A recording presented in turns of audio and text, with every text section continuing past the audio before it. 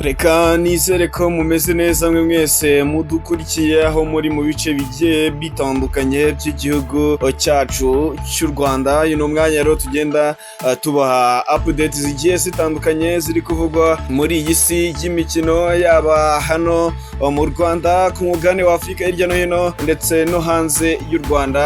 Ni ibiki biba biri kuvugwa, tureba ibikomeje kuvugwa. Yonge ndi Daniel Nkuru, banike tugiye kubana muri iki kiganiro cya Sport Talk Show.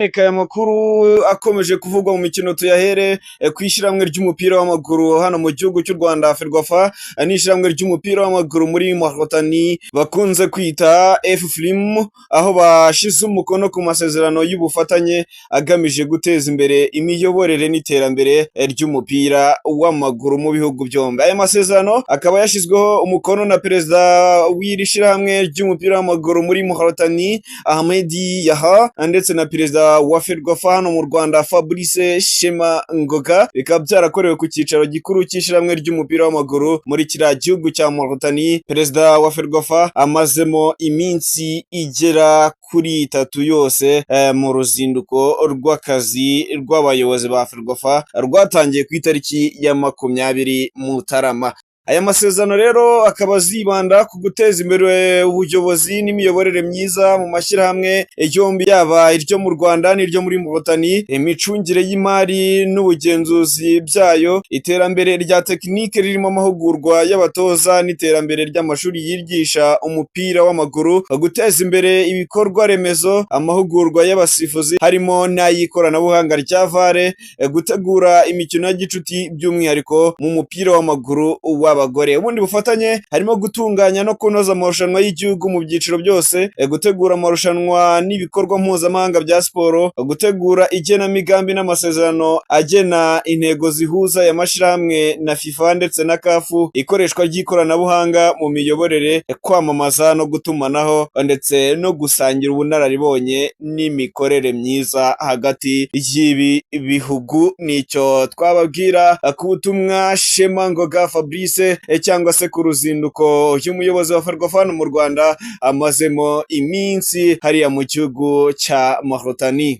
Mu gihe hari hamaze gusinywa ayo masezerano hano ku cyicaro gikuru cy'ishyirahamwe ry'umupira w'amaguru mu Rwanda Ferwafa, ho ku gicamunsi cyo ku munsi w'ejo ku wa gatanu ho hari kubera tombora yari itegerejwe na benshi, bibaza ese amakipe y'ibihangage azahura gute, se azahita ahura rugitangira rugikubita cyangwa azahura kuri finali n'ibindi byinshi cyane abantu bibazaga. Rero Ferwafa yabamaze amatsiko kuko ku munsi w'ejo tombora yarabaga yuko amakipe azahura muri kimwe cya kabiri cy'igikombe cy'intwari mwaka 2026. Yasize ikipe y'ingabo z'igihugu APR FC izacakirana na AS Do Kigali, ikipe y'abanyamujyi rwose yahariye Kigali ngo ni ikipe y'abasirimu, naho Rayon Sport ikipe y'abaturage, ikipe y'abafana izisobanura n'ikipe ya Police FC y'abantu bashinzwe umutekano.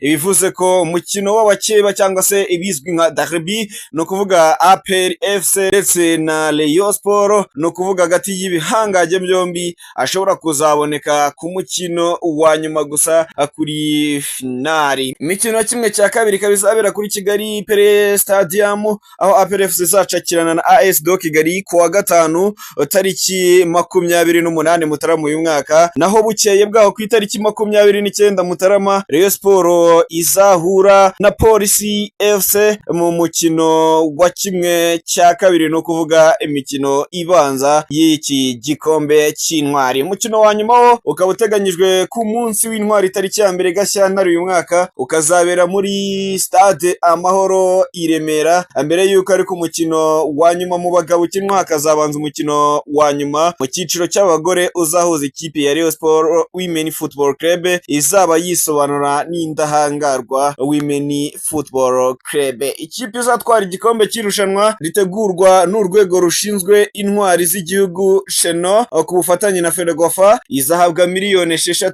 iya kabiri ihabwe miliyoni 3 z'amafaranga y'u Rwanda. Buri kipe izahabwa miliyoni 1 y'amanyarwanda yo kwitegura, mu gihe izagera ku mukino wa nyuma ikazahabwa indi miliyoni y'imyiteguro yakoresheje muri iyo mikino. Rutahizamu Biramahire Abedi Christophe w'umunyarwanda wakiniye ikipe ya Rayon Sport ariko kuri ubu ngubu ubarizwa muri SC Setif mu gihugu cya Algeria, we abona ko ikipe ya Rayon Sport yavuyemo ariyo izegukana igikombe cya shampiyona y'icyiciro cya mbere hano mu gihugu cy'u Rwanda 2025 2026. Uyu mukinyi yavuye mu ikipe ya Rayon Sport ubwo yiteguraga gutangira uyu mwaka w'imikino nyuma yuko yaherukaga kongera amasezerano ahita yerekeza muri ikipe yari muri Algeria ya SC Setif.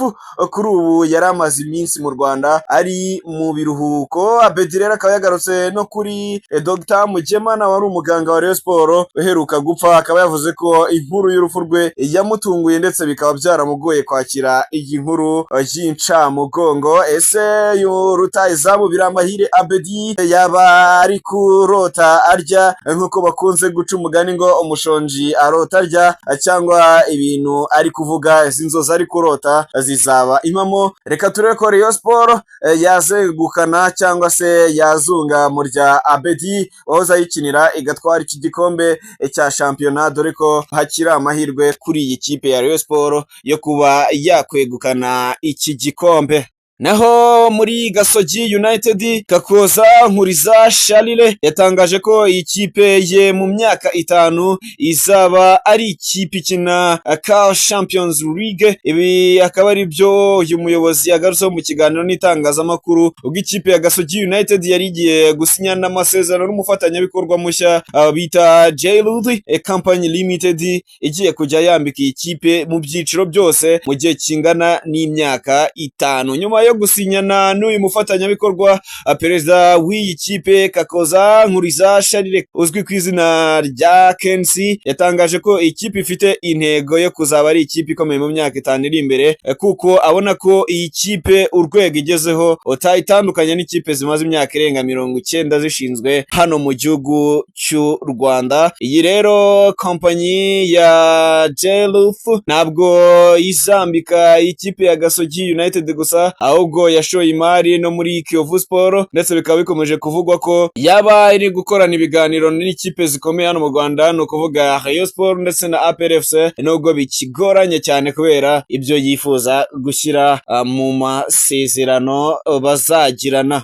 Ku munsi w'ejo ikipe ya Al Hilal ikina shampiyona y'u Rwanda yanganyije na Mamelodi Sundowns yo muri Afrika y'Epfo ibitego 2-2, naho Al Ahly yo mu Misiri itsinda Young Africans yo muri Tanzania ibitego 2-0 mu mukino w'umunsi wa gatatu w'amatsinda ya CAF Champions League. Mu mukino w'umunsi wa gatatu w'amatsinda ya CAF Champions League, umukino w'umunsi wa kane wa Al Hilal ukaba uzabera muri Stade Amahoro tariki 30 Mutarama uyu mwaka w'2026.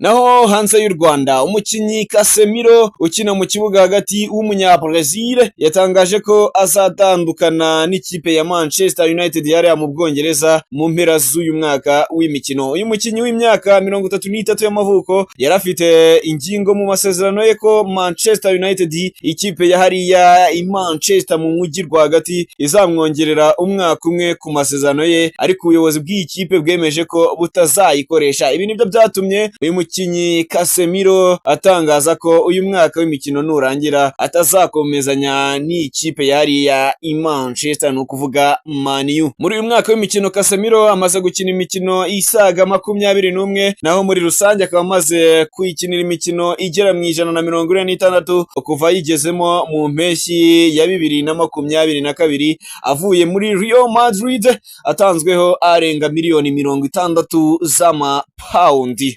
Muri Premier League, shampiyona y'icyiciro cya mbere hariya mu gihugu cy'Ubwongereza igiye gutangiza uburyo bushya bwo gushyigikira abaryamana bahuje ibitsina. Kuva mu mwaka wa 2014, Premier League yari ifite ubufatanye n'umuryango w'abaryamana bahuje ibitsina n'abafite ibindi byiyumvo ku mibonano mpuzabitsina bitandukanye no kubana k'umugabo n'umugore, ni ukuvuga itsinda LGBTQ, bwari bugamije kubashyigikira no kwerekana ko ari abantu nk'abandi ndetse bakwiye guhabwa agaciro mu mupira w'amaguru. Ibi nibyo byatumye rero ibitambaro by'abakapiteni, imishumi y'inkweto, imyambaro n'ibindi by'abakinnyi bo muri iyi shampiyona y'icyiciro cya mbere mu Bwongereza byarabaga biriho amabara yabo. Icyakora kuri ubu ngubu bikaba bitari bikigaragara, bivugwa ko hagiye gutangazwa ubundi buryo bwo gushyigikira aba bantu baryamana bahuje ibitsina, aho guhera mu kwezi gutaha kwa kabiri hashobora kujya hakinwa umupira uriho ibirango by'aba bantu bafite ibi byiyumviro.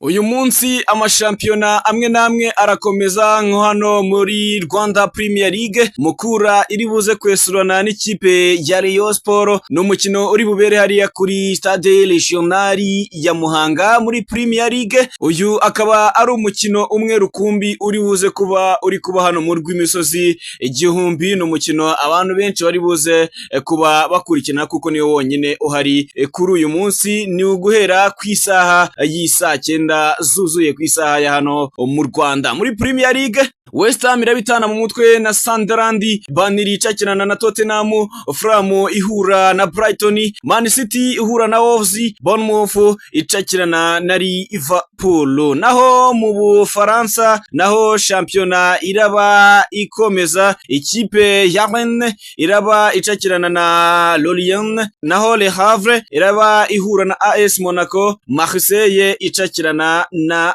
Lens. CAF Champions League uyu munsi naho imikino irakomeza. Power Dynamos irahura na Rivers United, naho RC Berkane irabicakirana na Pyramide. Ubwaho ni mwitsinda A, naho mwitsinda B Kabli irabihura na AS FAR, naho Groupe D Esperance iraba icakirana na Simba.